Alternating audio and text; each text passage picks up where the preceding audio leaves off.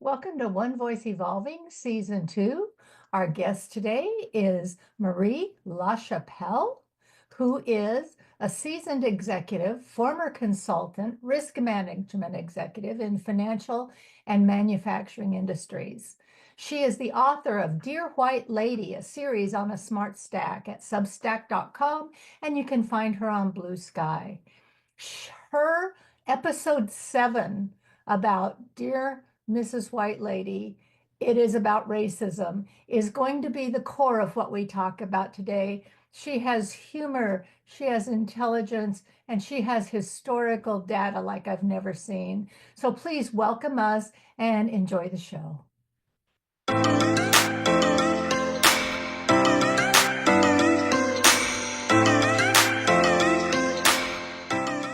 So tell me about Dear Mrs. White Lady, how that was born, and why Substack. Um, I'll answer Substack first because it's easier. Um, I listen to a lot of political uh, podcasts, mostly on YouTube. I pretty much cut off any of the networks. I just don't watch any of that anymore. But everybody always said follow me on Substack, so I'm like, I'm a little behind the curve here, Maria. You got to get up with the kids and figure out what's going on with this Substack thing. I'm like, this isn't so big deal. It's just a whole lot of essays, and they're deep, really, really well written. And I was like, wow, this is really more my form of what, if I want to get up in the morning and have something to feed my brain, this is where I'm going to go. And I discovered that around Christmas time, just this past Christmas, and started reading some people. I'm like, oh, pretty good thoughts. Might have a little thought to send back. But so that's the Substack piece, and it really just occurred, out of a natural growth and curiosity for me.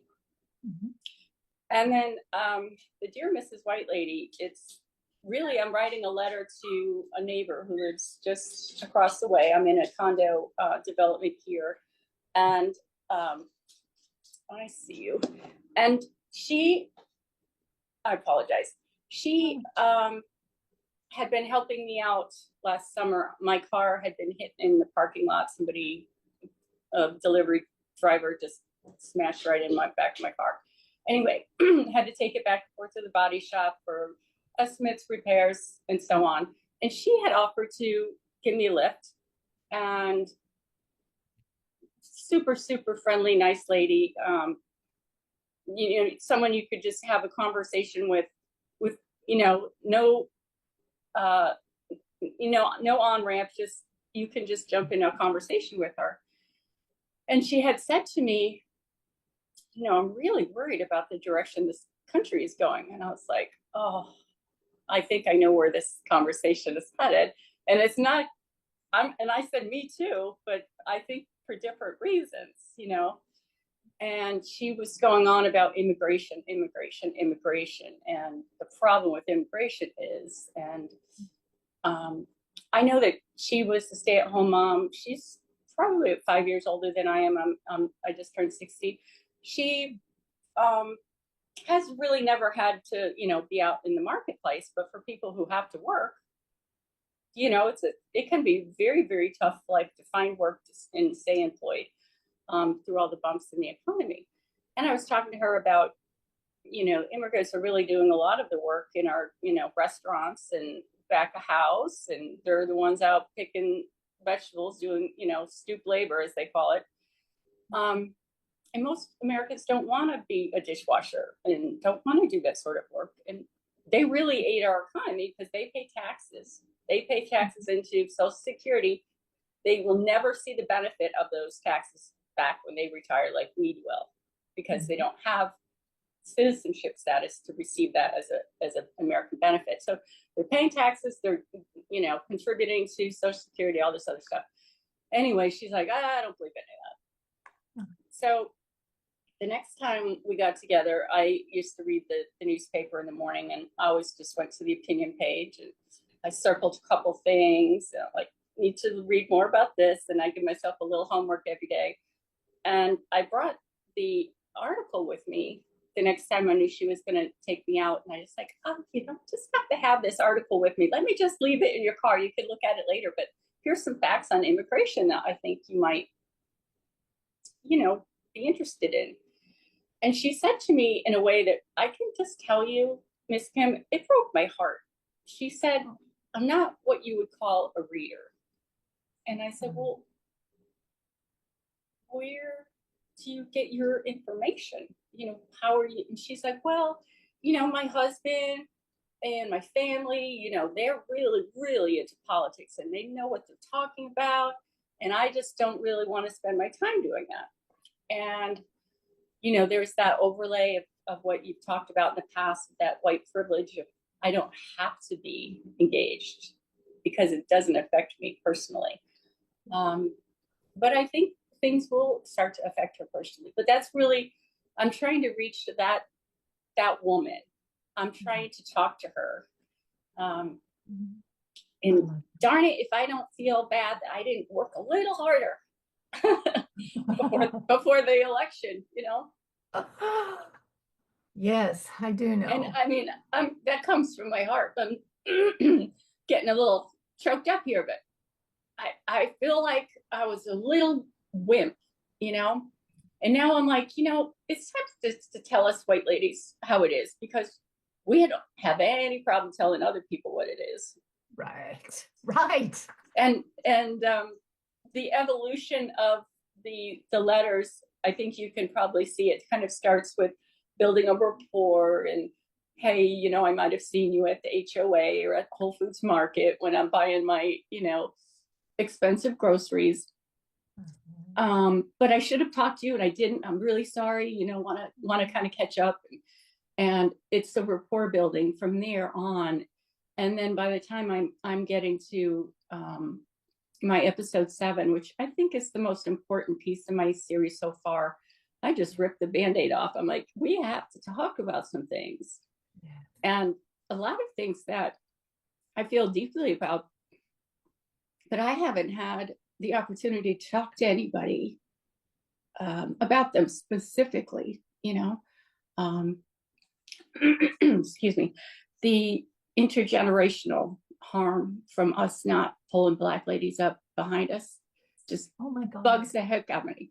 I mean, think of all, I think about these, for lack of better term, wash women who worked full-time jobs and took in other people's laundry at night as a separate source of income. And my own mother did that. And she also worked full-time.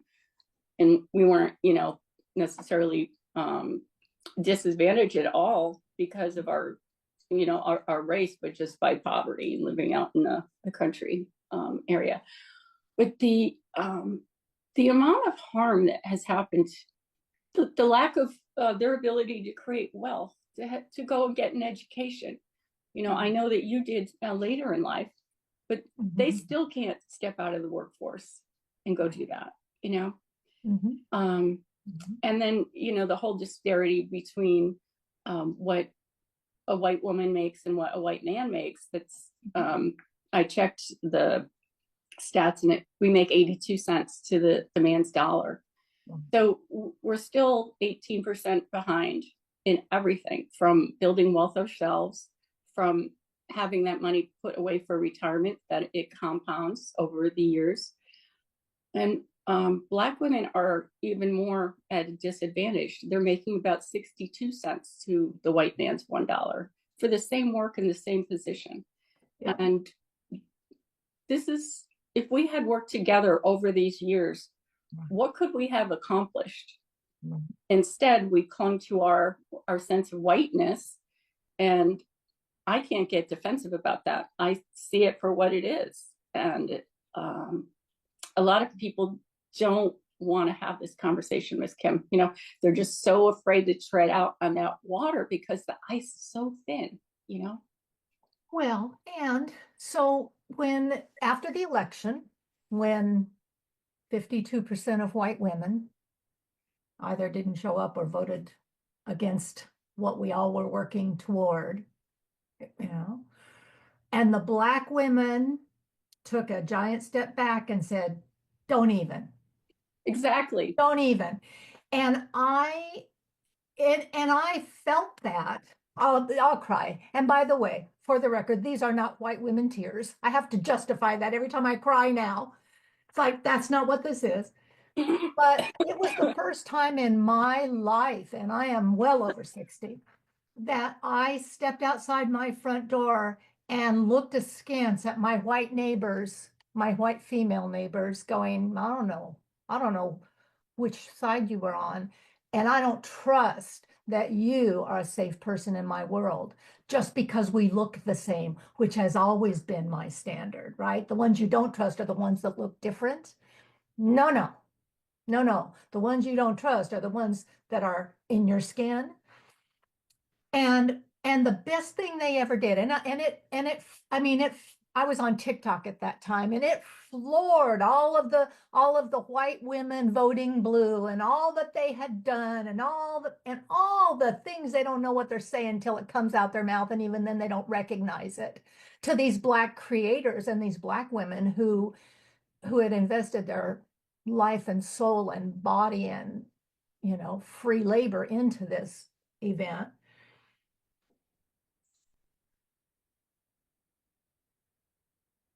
The best thing they ever did was step back and say, you all need to get your shit together. You white women need to learn how to police your own selves. You need to develop your own communities because you don't know how. You are so busy backbiting and fighting and making us the problem when you're the ones who didn't pull your weight. So when they say F around and find out, yes, we all are. We're all in the same boat. It's not everybody's fault, but I am way past the point of saying, but I am a good white woman. No, Yeah. no, no. And that generational history is what drew me. This episode 7 of yours is going to be recommended reading for every white woman I ever encounter going forward. Because first of all, your writing style is riveting. And your insight is precise. And the depth of emotion that I feel when I read what you wrote moves me right into your scene. I can't believe you haven't written a book, but I'm sure there's going to be a book at the end of this series called Dear Mrs. White Lady. Well, I've actually been asked by another author about that, and I said, the thought of writing a book and editing blue lines. I worked in publishing as an intern when I was in college. Makes me want to be physically sick because I know how tedious it is. But I think I would love to do a series, a podcast series where I read, the whole thing, but probably I would change the order a little bit. And maybe I would add in things that I haven't along the way. And of course, break up some things because episode 7, that was a monster ride. That one probably took me about 10 days to get through that. And all the ideas I've had for a while. So it wasn't, the creation of the idea is just, how do I talk to the Mrs. White Lady? So maybe she'll listen to me, just maybe. Right. And I thought, well, how do I like to be talked to? So I just said, I'm just going to talk to her like a friend. Just, I'm sorry. We should have had this talk earlier. And I'm sorry I haven't, it's like having to tell your best friend that their husband hit on you at a party or something. It's like, girlfriend, nobody wants to be the bearer of this news, but you need to know he's prowling around. And I just think that's the ladies' code, that we should always do stuff like that. But you don't always keep friendships doing that stuff, but I still think it's the right thing. So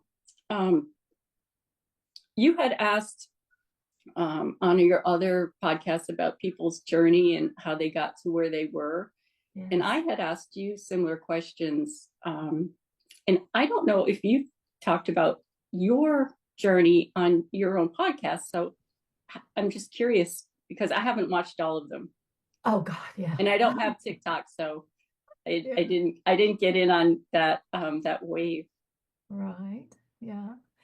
I would say, I mean, I've lived a white privileged life, middle class, America. You know, I didn't start to wake up until George Floyd.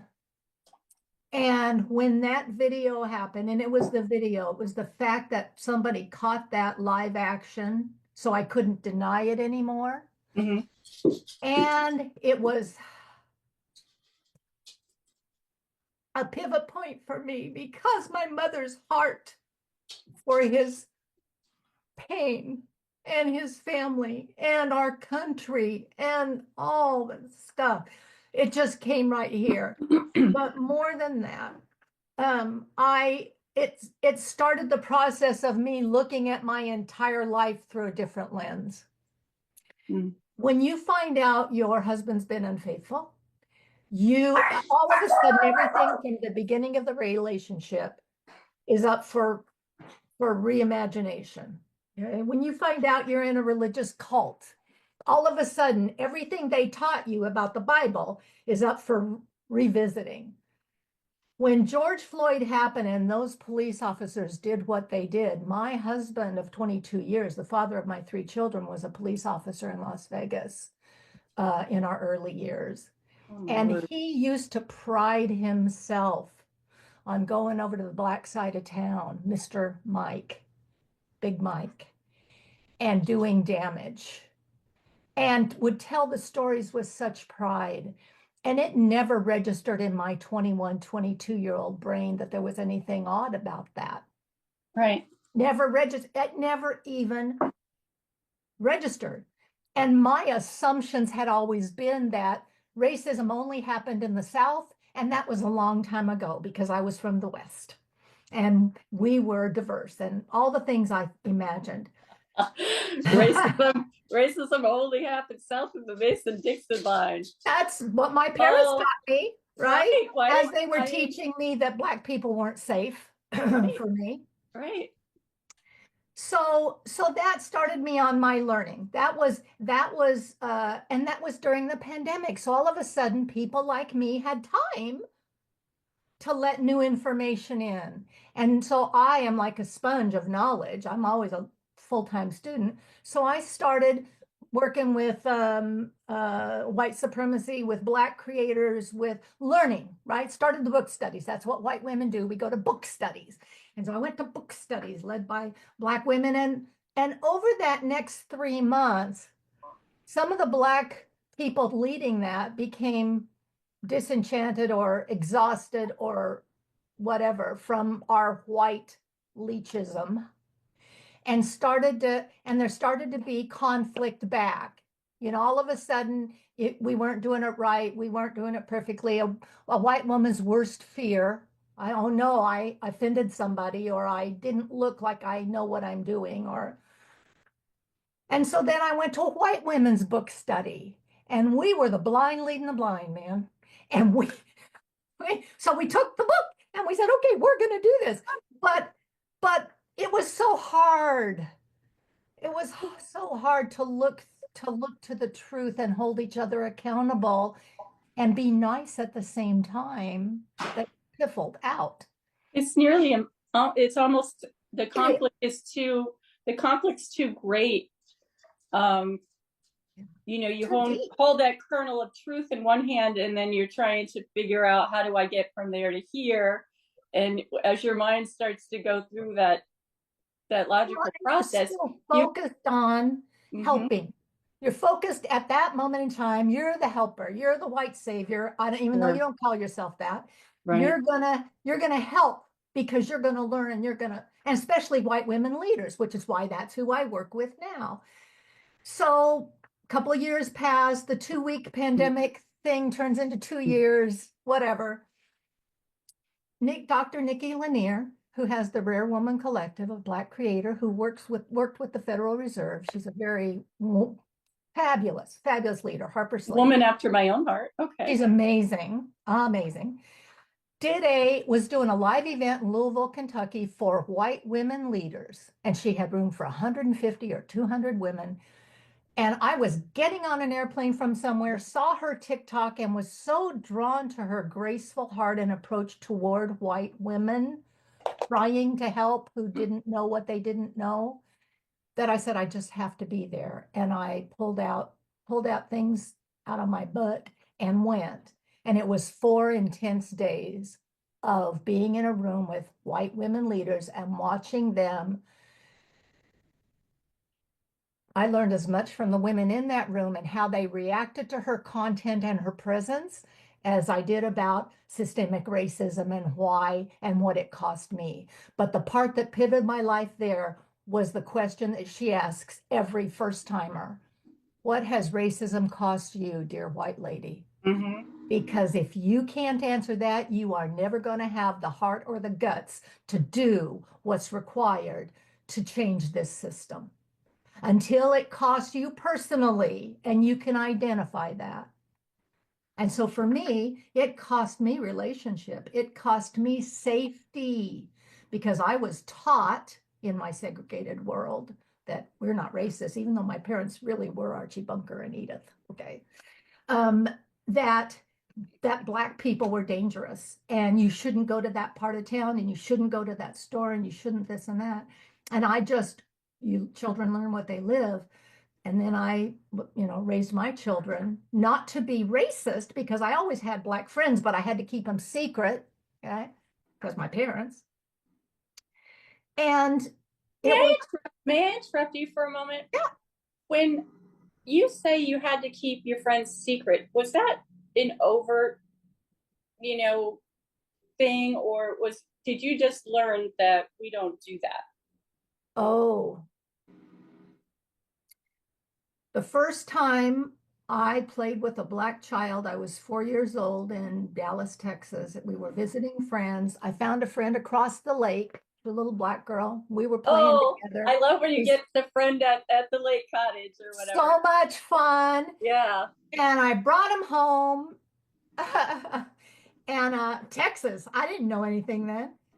And they made us stop playing and made her go home and called her some name and said, we don't play with that kind here.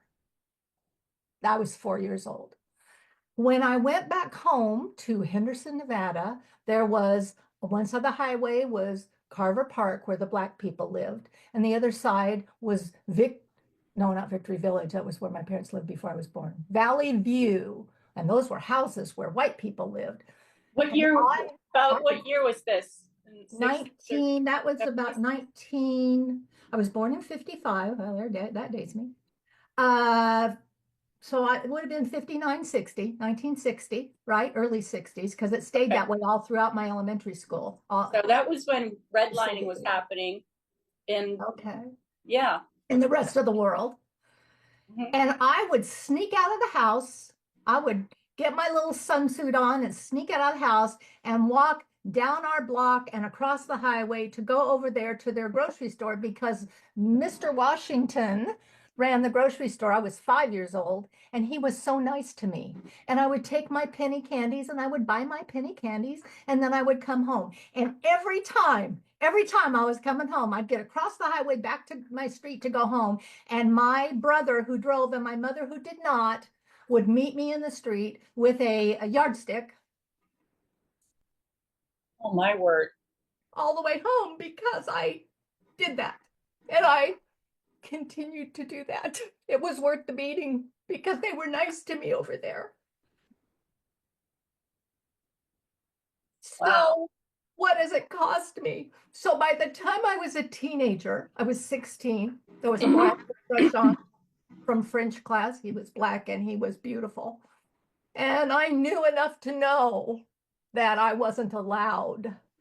And I hid and snuck intentionally and purposely that for 2 years.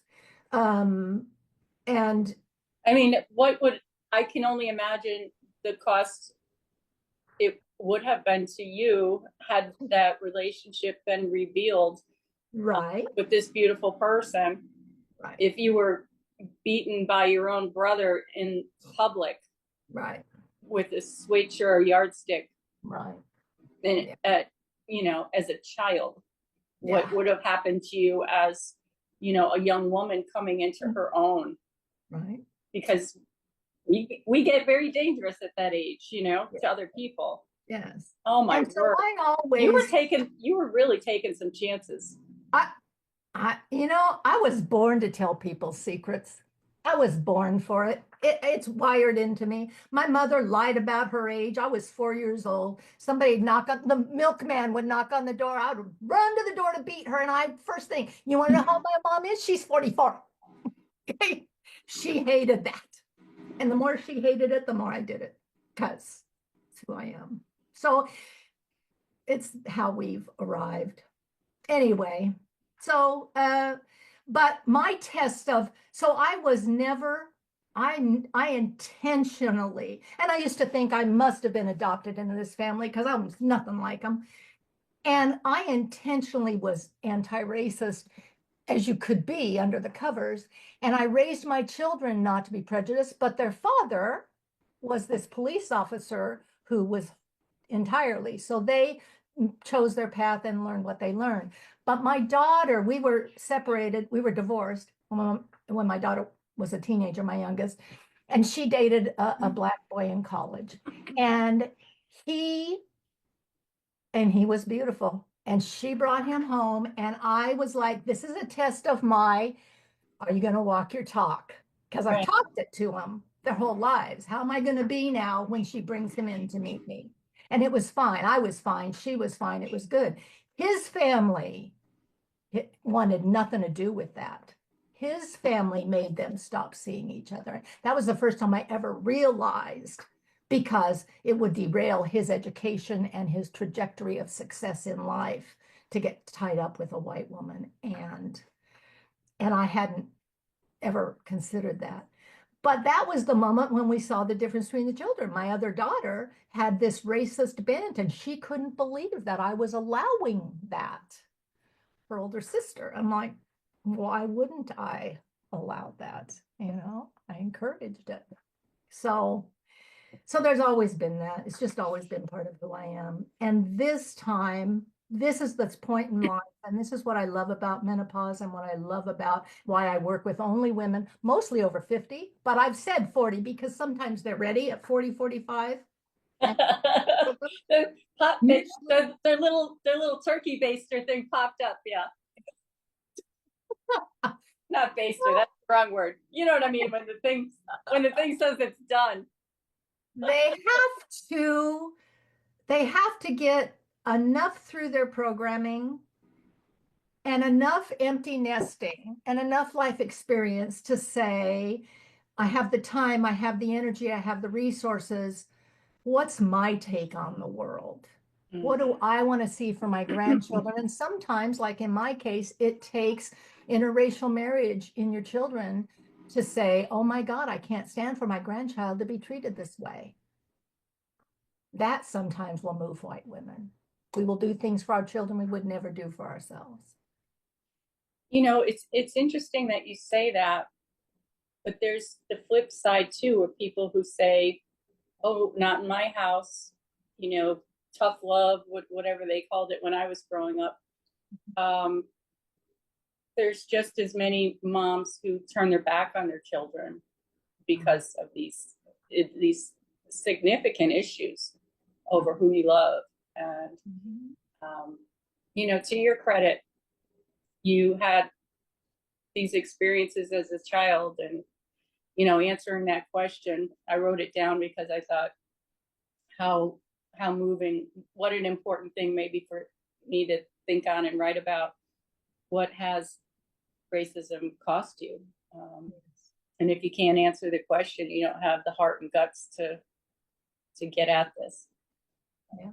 Boy, you've had some really deep, kind of formative experiences that who would have thought later, so much later in your life, you connected all these things together. It's beautiful. It's almost like a poem. I'm not sure I did till you just asked me that question. Oh, darling. I don't think I've ever said that out loud in sequence before. Wow. But yeah, yep. Well, this is what is so, I love the word awesome. So I'm going to say, this is what's so awesome about having conversation. The way Yeah. you have things structured, um, I appreciate how you let that ebb and flow happen naturally and give enough time to, still get, if you need 15 minutes of content, you can still have enough of that. Um, Right. but Yeah. what a treasure you are, really. Oh, well, thank you. Well, all I do now is I take what I know I'm good at, which is putting the elephant on the table. And One Voice Evolving started a year ago to keep me accountable. I started it Yes. because I know that if I don't do something every day to advance racial equity intentionally, I have the privilege of going back in my white bubble and riding this thing out. Whatever happens, happens. I'm not Jewish. I'm not Black. I'm not, whatever. And I don't want to do that. So I'm intentional about not doing that. And One Voice Evolving started out to be reclaiming joy in DEI because I was working with so many women who were burning out, our age, burning out, not given to the thing anymore because it was just so futile. It was so corporations were checking the box instead of doing the work, and it was awful. So I was coaching and that kind of thing. May I interrupt? So Yeah. when you said you were working with women, were they primarily white women, and Yep. they were getting Oh, burnt out because, yes. well, I can assume, I'm just guessing, that the unseen labor at home, plus being put upon and having to work a little bit harder than everybody else to stay where you are, never mind to get ahead. Well, that's standard. Yeah. But then when you're doing DEI work and they hire you, you're a white woman doing DEI work because it's a white culture doing it, and they maybe don't want to hire Black women, or Black Oh, they women want the are messenger to too be the intense. messenger's the message. Okay. All right. Those are the places that are checking the box. Those Mm. are all the places that have run away from DEI now. The ones who are checking the box because if they want a federal contract, they have to be And equitable. Target, if you're listening, I hope you lose all your customers. Hello. Yeah. Yep, Thank you. absolutely. No more interruptions from me. Oh no, God, it's your podcast, you guys. Anyway, so my growth this year has been because of guests like you, because I bring my whole authentic self to the table. And what I said in the beginning is I don't want the academic, because we can all talk from our heads all day long about any topic. I want to pull back the curtain with guests, what's raw, real, and relatable for my white women, people who are watching, to get a sense that you don't have to be perfect. And it's not, and you don't have to change the world in your lifetime. You just need to take your next baby step.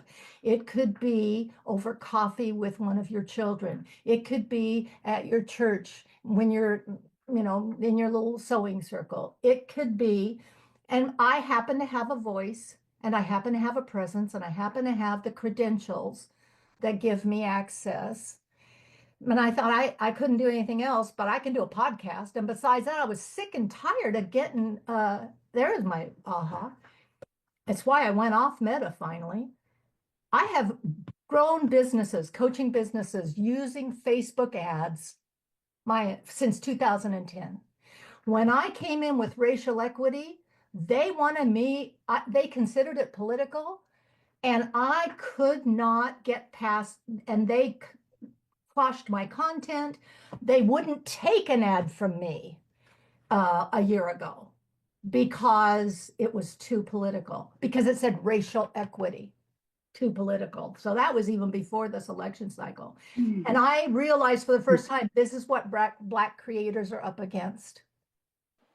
You don't get a voice on our white platform. You can give us money and we'll take your money, but we're not gonna run the ad. I lost my mind. I've never been silenced like that since childhood, probably. And I lost my mind because don't tell me what to do. And so podcasting was the way, and Substack, why I'm on Substack, is the most authentic way I can get my voice out there to give voice to these other women. So season two was post-election, and season two is resilience redefined. And season three is going to be something else because I am much bolder, much braver, much more courageous, and people are responding. The quality of guests I'm getting this season, like you, are much deeper and seasoned and braver than I would have even attempted to ask to be a guest last season when I didn't know what I didn't know. Now it's your turn. I'm not sure what question I'm answering. Okay. About my Okay. story, you mean? Okay. Help me. How did I get I here? would I would love for us to wrestle real time if you're willing Yes. with that question of what has racism cost you? Because you've heard my story. Ooh, well, Is it personal? um, I'm recollecting a number of memories from childhood, and then all of a sudden I'm like skating ahead to when I was in college. So I'm in my mind, I'm thinking, why don't I have a memory of something in between there? So that all of a sudden is like a little bit of a red flag because I was, I was in the bubble, But I remember my mother, and God bless her, she's still alive. Just saw her at Christmas with my dad too. He's 90 and she's 89, and they're just they haven't lost any of their get up and go in their get up and go, if you know what I mean. They just love to talk. But my mother didn't speak English until she was nearly 20. She was raised in a French community by her parents were French immigrants. Her mother was Parisian, her father was Quebecois, and she didn't know anything else but, the Latin mass, and she went to school in French, and she did not um, experience like a good outcome when she finished school because she couldn't find work.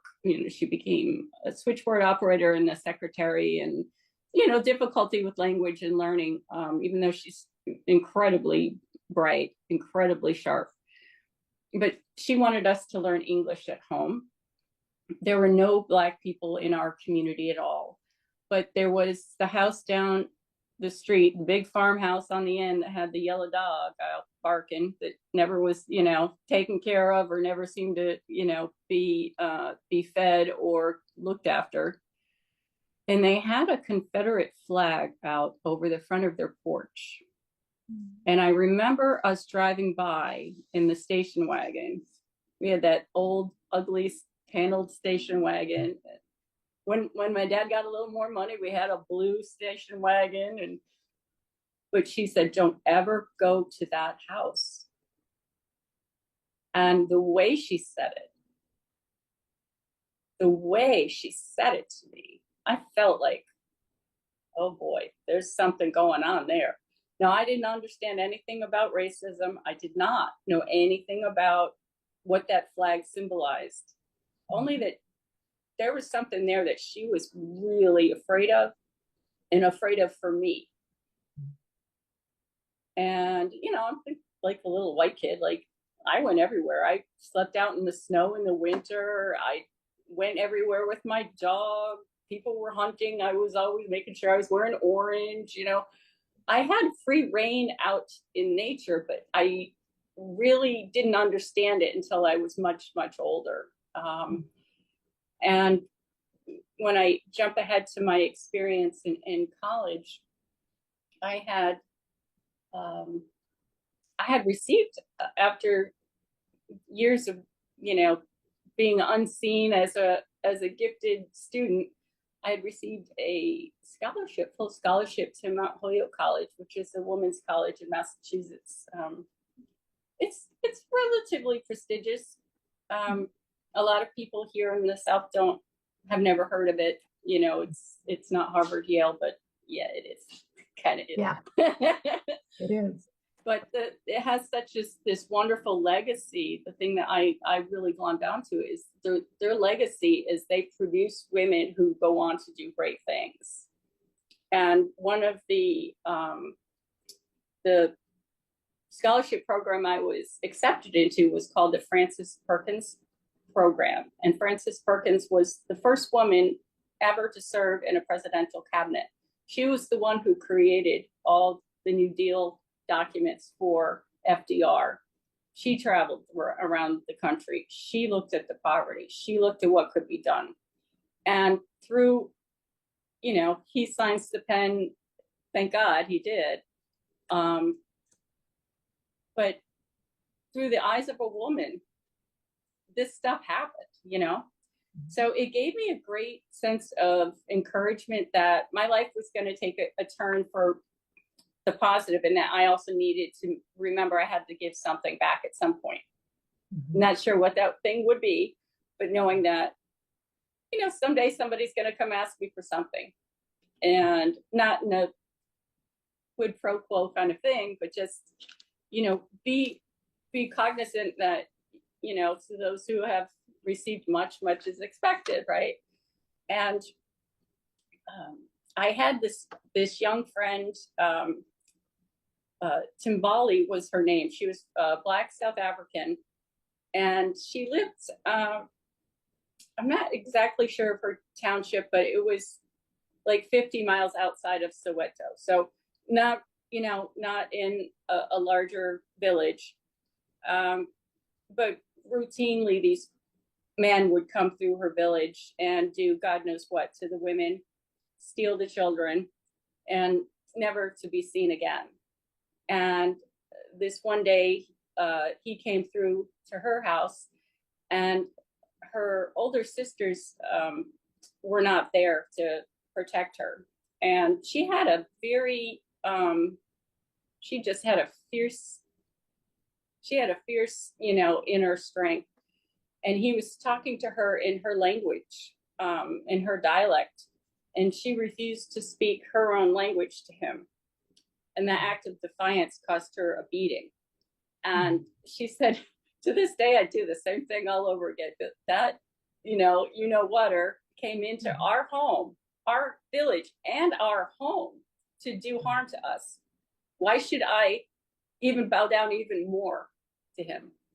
And I was like, my God, I've never in my life had to deal with anything that difficult.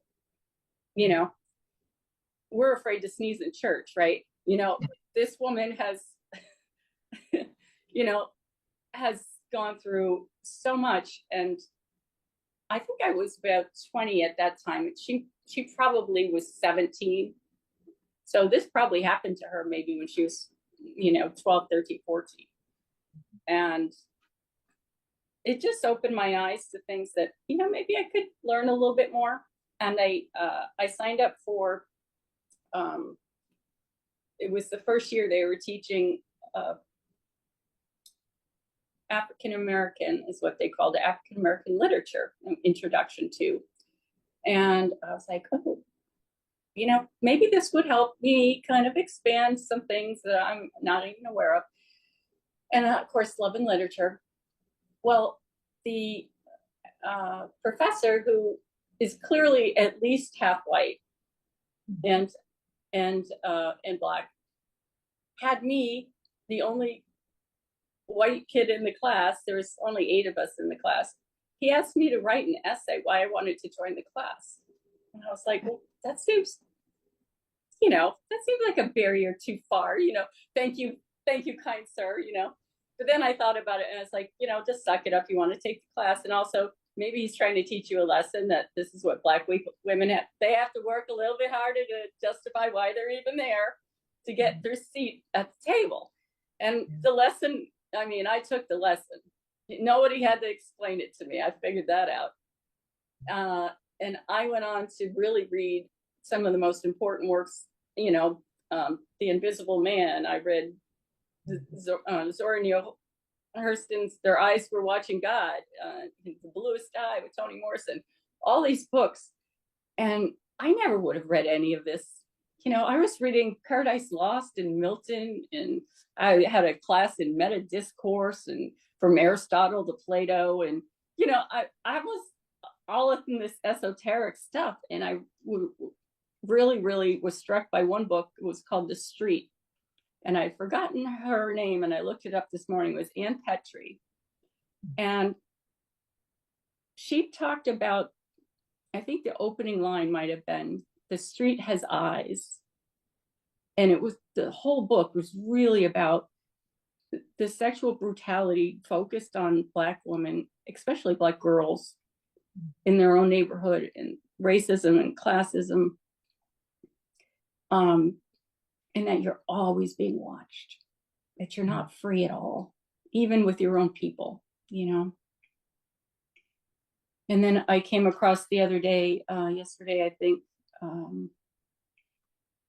with Zora Neale Hurston, kinfolk aren't my skin folk aren't my kinfolk, Yes.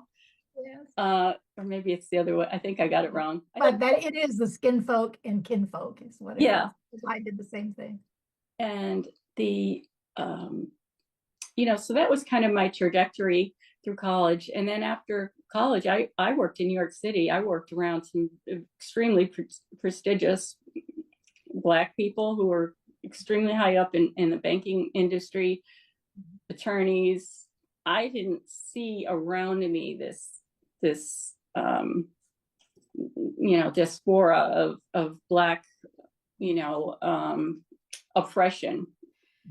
But a lot of us who are young and trying to get ahead, we would come in on Saturday mornings and Sunday mornings with our little coffee and our little, tweed jacket or whatever, and our jeans, and try to get a leg up on the next week. And one of the young gentlemen, actually dated him for a while. His name was Ian, and he came in on Saturdays and Sundays. I'm like, where are you going? You look like you're going to a wedding or something. It was summertime. And then one day he came in, I said, you must be going to the US Open, because the US Open was happening. And he's like, no, I'm not going to a tennis match. If I don't dress nicely, they don't let me in the building on the weekend, because the security guards didn't know him. And I'm just like, oh my gosh, and because I just cared so much for this person, I was really hurt. And I wanted to, I want to go do something. Like, what am I going to do? Nothing. And I did nothing. But it helped me understand that you don't always see things that are right there in front of you. And through my career, I had opportunities to be advocates for employees in unionizing situations, to take the temperature, if you would, of employees. And this one company was the old International Harvester. I spent about 2.5 years just interviewing employees in all their different plants around the country. And I had a lot of awakenings about race. Even when I think something wasn't about race, it turned out it was. And one of the problems was one plant in particular. It was right outside of Memphis, Tennessee. Had the worst morale, and was uncanny how different that one plant was related to everyone else, every other plant. And so I'm thinking, okay, it's a leadership problem, right? Well, it was really a legacy problem, because the company, when it was when that plant was bought and sold, nobody cared about those employees. They were just numbers on a spreadsheet. It was 10,000 people, 5,000 people, a zero on the end, lose it. People were hired, fired, and rehired. But there was also a plantation mentality about how people overlooked the manufacturing process. Tell me more. And that one experience, I didn't know such things existed. And this was back in, she was 2000. And when I reported back to management, I give big board presentation and because I was an outside consultant and there was oversight from the board, they also wanted to read my materials. And when I got to this part of the communication, I hesitated and I said, some of this may be hard for you to hear, and kind of gave my perspective. And the CEO looked around at all his, like, sideways, like side-eyed, and not in a good way. Like, which one of you guys is responsible for this crap? Because I'm being embarrassed here and I don't like this. And his embarrassment turned to kind of a fury over the next several months. And I worked with him. We went in that plant 3 times a day, all 3 shifts for a week at a time. He ate with them. He drove his own car, put his own gas in his rental car. Sometimes he'd go to the plant without me, which I used to find funny, because I was like, you own the, I'm not own the company, but you're the CEO, you can do whatever you want. You don't have to apologize to me. But he really got angry about it. And I just like that quote, if you don't know what you've lost from it, you don't have the heart or the guts to do the work. He did, he did.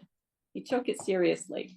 And that kind of was, I think those are kind of the turning points, I think, that really focused me on what I'm not aware of. And then when I began teaching, I had so many student athletes who were Black, and they were there on merit alone, because just because you got a scholarship to play football or basketball does not mean that you can keep your scholarship. They have to get the grades and everything else. And boy, did they work hard. And I developed a relationship with 6 of these young Black women on the basketball team, and they had made me their honorary coach. And I'd go to the games, and I'd be right there next to the coach, cheering them all on and everything else. And when I developed breast cancer, they had a fundraiser, and they kind of named me as their honoree, even though it was dedicated to, all women who maybe have been touched by breast cancer. And it was just so moving, because they did this whole video montage, and it was in this, in the basketball stadium. And I was like in tears. I was just broken down by it. It was just like, people care so much, so very much. And then after that, I went on, even after I stopped teaching, because I didn't return to work after that. But I went on to speak at their ongoing fundraisers. They kept going with it. And, year after year after year, I was doing that. And since I moved out of state, I haven't been invited back. But also, all those ladies are on their way in their careers. They're already out in the world, But when George Floyd happened, I reached out to them each individually and just said, I'm sending a letter to all the girls, but I just wanted you ladies to know that I'm so sorry about this murder in plain sight. It sickens me. It's not what our country should be about, and yet here we are, And said, if anybody wants to reach out, just, call me or text me or what have you. And a couple of them did just call to say, it meant a lot, because our white friends don't say anything. They don't even acknowledge it happened. And to them, it's like, we live in this fear. How could you not recognize how important this moment is? So when you touched on it, it really struck at me too, Kim, because I remember that moment. And it seemed that his death continues. It just happens over and over and over again, because we've all seen that tape. Mm-hmm. The trauma doesn't end with the event. Right. Yeah. It's with the recognition of who we are, what monsters we can be, Or with the fact that everybody was Black Lives Matters, Black Lives Matters until it was inconvenient, and then they disappeared. So 6 months later, after that, Mm. all of a sudden, all that white support and all of that, okay, we're on to the flavor of the day, on to the next thing, and we left it like it never happened before it was ever really resolved. So part of our social media and our isolation from COVID and and the perfect storm of events in the world has led us to be far more reactive than intentional activists about things that are deep and core and matter. And It's how do we, by telling our story, and it's only in the stories, and that's what I love about your writing. It's only in the stories that people have a heart connection. It's not the data points, it's not the historical legacy, it's not how Social Security was established. It was when right. I realized that my children, because of their father's military service, got educational benefits when I was a single mom that allowed them to go to college and get a leg up Mm. and to have a stipend while they attended college, which I never got to have because of that. But when I discovered that Black veterans, the VA was not established for them and they served, but they didn't get the benefits. And therefore, again, another place that legacy wealth through the family line was denied. The the juxtaposition of our lived experience of privilege that we just I assumed was across the board for every veteran had not always been. Voting rights, I assumed were across the board for every woman. It wasn't until, and I'm like, I have a master's degree, educated at the best schools in the country. How did I never hear about this? Juneteenth. How did that happen? I have so much to say. Yes, the Juneteenth story. I referenced that. I didn't mention it specifically, but writing, I think it was in my second episode about, from this naivete of, gee, even in the 1800s, the mail took incredibly long. It took 2 years for the Emancipation Proclamation to reach Texas. Oh my word, you know, um, and that was really what the whole Juneteenth was about. Is when they finally were given release of their Yes. captivity, brutal barbarism Mhm. of their lives. Mhm. And yet, even after that, the promise of America still didn't exist for them. Now, Jim Crow and everything else. Mhm. Right. And history is whitewashed off the books. It It's never happened. it never happened. It never happened like that. Yeah. No, nope. One of the things I love about Substack is I can find some original source articles back from 1700s, 1800s from the newspapers. And a lot of the content that I get comes directly from those little squibs that I find. And there's no whitewashing the truth of 600 people came to a hanging on a Sunday and ate deviled eggs, lemonade, and had whiskey was passed around. And the horror to me of this is what people did for fun. Right. They're all sociopaths, is what I'm thinking, right? I mean, seriously, this is what you go do? Yeah. What is wrong with us? And it was an institutionalized method of scaring the bejesus out of people who were of color, Mhm. and also anybody who wanted to be an activist. You're going to be hanging from the tree next to them. Right. And it's just so sickening to me that this occurs.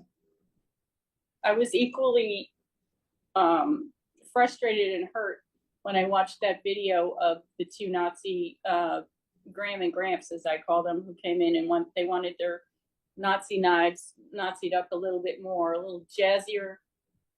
They wanted some more Nazi emblems put on them. And I imagine it was probably for a gift or something to somebody. So who would they gift it to? Children, college age children, or teenagers, or what have you? And the fact that the gentleman who owned the shop wouldn't do the work, I think he said, I ain't doing no Nazi shit. I My could God. denazify it, but I'm not going to re-Nazify it. And I went through and I just thought, for several days, I just thought, Kim, of all the things that they lived through, they've got to be older than me, probably by 10 years. They've had to have gone through all the things that I listed, after the World War II. They would have known about the concentration camps. They would have known about white supremacy. They would have known all these things. And yet, life in their 70 years, nothing broke through. Nothing. How can that be that we walk amongst these people? Yeah. Yeah. I think part of it is they didn't have access to mobile news. You're, They had you're too kind. they had the It was reels the in front the page. movie It was theater. the front page of every newspaper. Well, I had to read, right? We're back to Yeah. that. You were Yeah. young. You were younger than that, though. You were I was a probably bit 5 years younger. old. You weren't reading newspapers yet. We are still, and I draw a parallel, history and today. So it's like I can't believe they were like that, and yet that is where we're headed back to. Yeah.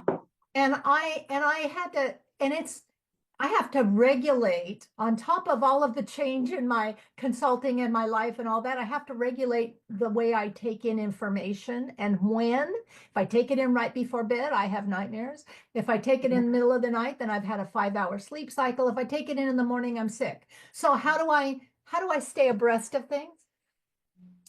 But so I take myself to the 50,000-foot view and go, okay, wait a minute. My parents lived through World War II. They were born right after World War I. So they lived through World War II, Korea, where my father served, Mm-hmm. Vietnam, and I think they might have been around, they probably passed just before Iraq. Okay. So so they've been through wars and rumors of wars. This is nothing new. Mm-hmm. But the difference is because I'm looking at me, my children, and my grandchildren, and we are so soft about resistance. We are so insulated from the hardships of war. Even though we see it on the TV. We see the crash into the towers. But we never had to stand in line with rations for butter or silk hosiery like my mother did. And we didn't live through a depression so badly that you had to move your family and what belongings you have in the back of the truck to the Dust Bowl to try to find sustenance. Right.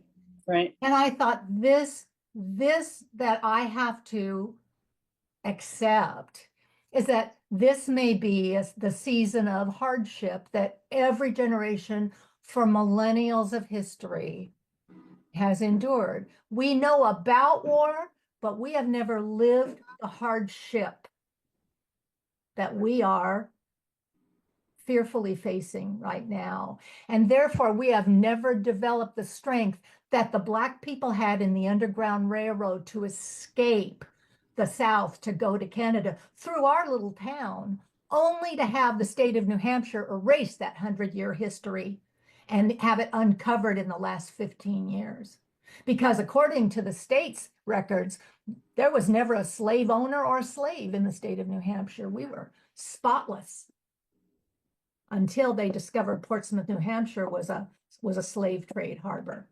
Right. So